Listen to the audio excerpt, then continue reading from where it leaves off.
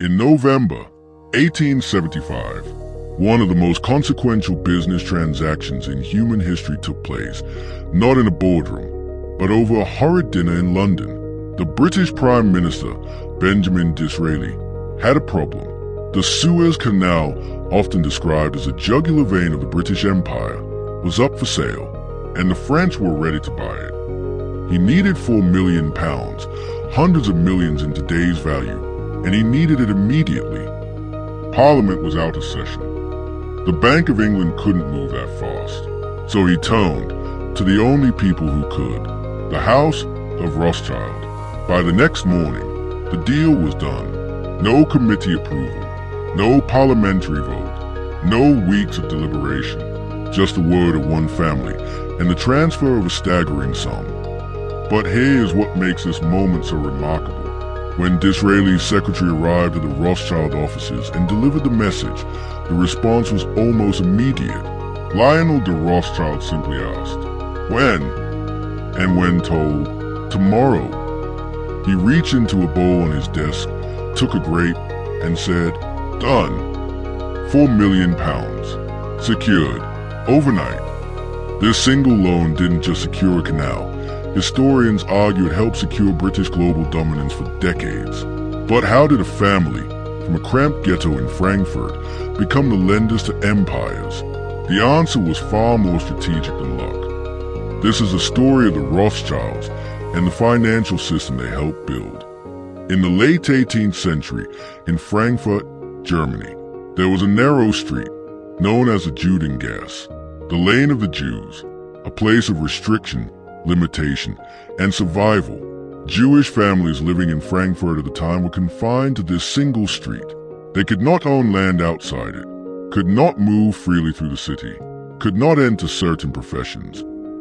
The gates at either end of the lane were locked at night, and on Sundays and on Christian holidays.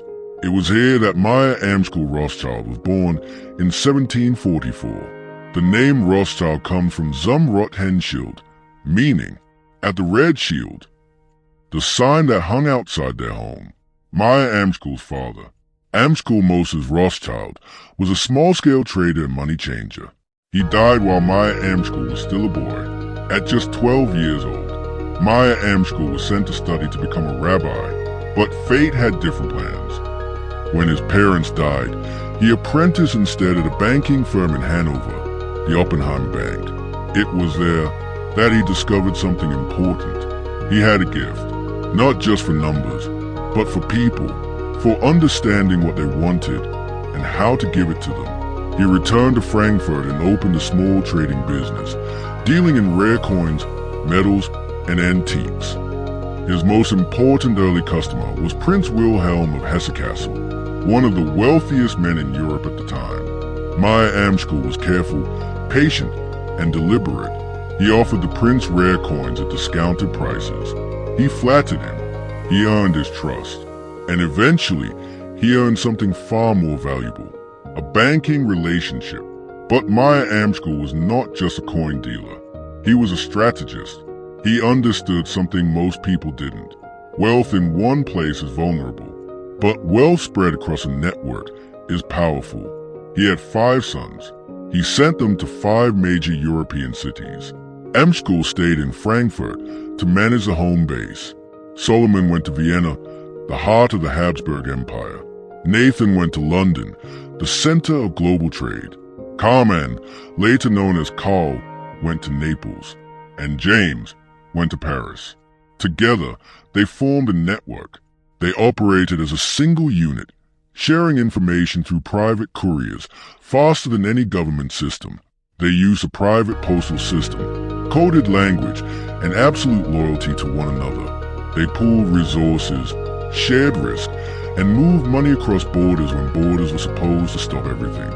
What they built was not just a banking empire. It was an information empire.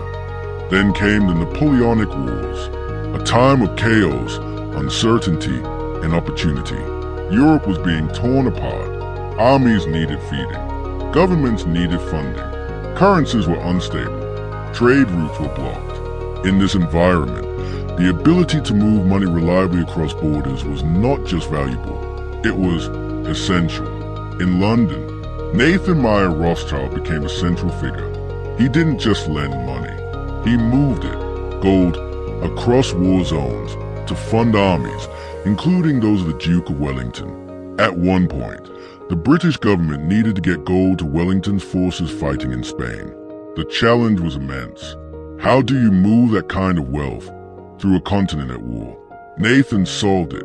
He purchased gold in Britain, converted it through a complex series of transactions across France, and delivered usable funds to Wellington in the peninsula. The British government was astonished. The man responsible for managing British war financing later said it plainly: without Nathan's operation, they could not have sustained the campaign. But this created something else. It created trust. When governments need someone to move money in a crisis, and that person delivers, they become indispensable. The Rothschild became indispensable. Then came the Battle of Waterloo, the 18th of June, 1815. The fate of Europe hung in the balance. The story goes that Nathan received news of Napoleon's defeat before anyone else, and he used it. The legend goes that he stood at his post on the London Stock Exchange and began selling British government bonds. Others, watching him, assumed the news was bad, that Napoleon had won. They began selling too. Prices fell, and then, at the right moment, Nathan bought everything back at a fraction of price. What is documented is that his network moved faster than anyone else's. The full scale of what he did with that advantage is still debated.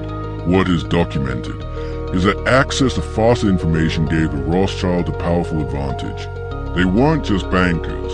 They were operating with an intelligence network few could match. The lesson here is important. In any era, the person with the best information at the right moment wins. The Rothschilds understood this long before it became a business school principle. After the wars, Europe needed to rebuild, and rebuilding required capital on a massive scale. Cities had been destroyed. Governments were in debt. Trade had collapsed. The Rothschilds stepped in, not just as lenders, but as architects of financial systems. In France, James Meyer Rothschild helped finance early railways. In Austria, Salomon Meyer von Rothschild supported the Habsburg Empire. In the German states, Amschel helped rebuild the financial infrastructure of the region. They helped build what became the international bond market. This was genuinely revolutionary. Before this, if a government needed to borrow money, it was largely limited to its own merchants and bankers. The Rothschilds changed that. For the first time, governments could borrow across borders, at scale. A bond issued in London could be purchased by an investor in Vienna, serviced through Paris, and administered from Frankfurt. The modern financial world, in many ways, traces its architecture to these innovations. And they didn't just issue bonds. They advised governments on financial policy. They stabilized currencies. They provided what today we might call sovereign wealth management. At their peak in the 19th century, the Rothschild family was believed to control the largest private fortune in the world. Some historians estimate their combined wealth was equivalent to a significant fraction of global GDP. Numbers that are almost impossible to comprehend today. But with power came scrutiny. And with scrutiny came hostility. The family faced rising anti-Semitism, even as their influence expanded. Political cartoonists depicted them as spiders, weaving webs across continents. Pamphlets circulated claiming they controlled governments, started wars, and manipulated markets. Many of these claims were false, but they were repeated and amplified and believed. This is a pattern that persists to this day. The Rothschild name has become a fixture in conspiracy theories, often stripped of historical context, and used to suggest a kind of hidden global control that the historical record simply does not support. The reality is more complex, and in many ways more interesting. They were powerful, genuinely so, but they were also navigating a world that was often hostile to them, simply because of who they were. In Britain, Lionel de Rothschild fought for over a decade to take his seat in Parliament. He had been elected by the constituency of the City of London, but to take his seat, he was required to swear a Christian oath. He refused. For 11 years, he was re-elected again and again, and each time refused to take the oath. He would appear in the House of Commons, bow to the Speaker, and leave. It was a quiet act of extraordinary persistence. Finally, in 1858, Parliament changed the law. Lionel de Rothschild became the first Jewish member of Parliament to take his seat, a moment that marked a shift in civil rights in Victorian Britain. It is a story that goes largely untold. A man of immense wealth and influence, fighting not for more power, but for the basic right to participate in the government of his own country. By the late 1800s, the Rothschild network had expanded globally. In South Africa, historical records suggest financial connections between the family and ventures linked to Cecil Rhodes and the rise of the De Beers Diamond Empire. In Brazil, they managed government bonds and helped finance infrastructure. In the United States, they had agents and interests in the rapidly expanding American economy. In France, the family acquired Chateau Lafite, one of the most prestigious vineyards in the world. They entered the wine trade during a devastating agricultural crisis when phylloxera, a tiny insect, was destroying vineyards across Europe. Most buyers saw ruin. The Rothschilds saw opportunity. They purchased Chateau Lafite in 1868 and survived where others collapsed. Today, Chateau Lafite Rothschild remains one of the most coveted wines in the world. Bottles sell at auction for tens of thousands of pounds. It is one of the quietest symbols of the family's remarkable longevity. Then there was Walter Rothschild, a man who preferred animals over people. He famously drove a carriage pulled by zebras through London, past Buckingham Palace. What seemed like spectacle may have had scientific intent. Some historians believe he was testing whether exotic animals could be domesticated. Walter was the eldest son of the first Lord Rothschild, and from a very young age, his passion was natural history. Not banking, not politics, not empire, animals. He kept kangaroos on the family estate at Traying, giant tortoises on the lawn, and cassowaries in the garden.